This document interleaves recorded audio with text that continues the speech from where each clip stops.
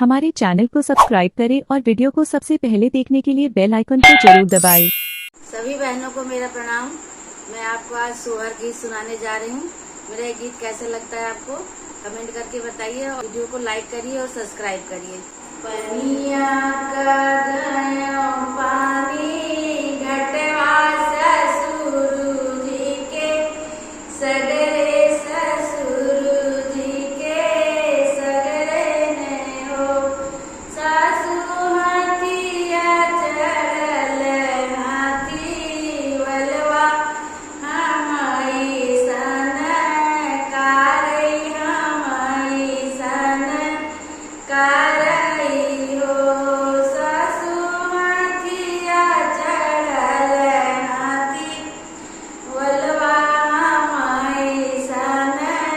कारई हमाई सन कारई हो तुमी मोरी बहुहर से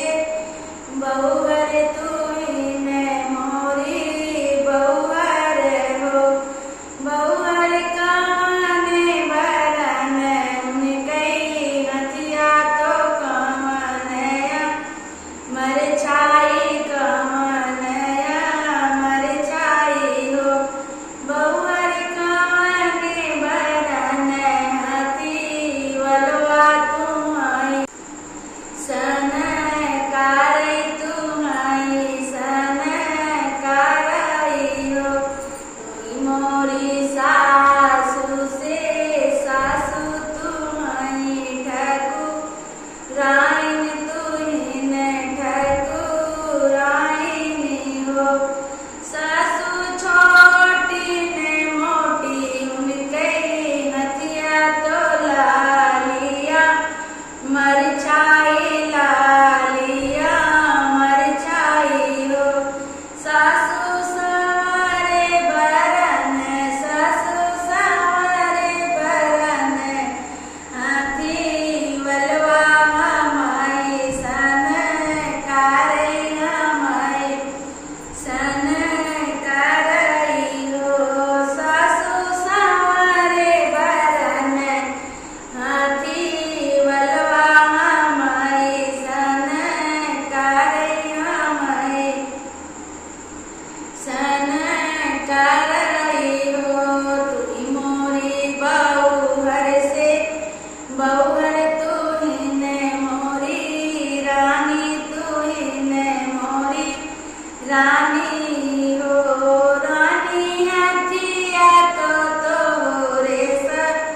सूरज के लालिया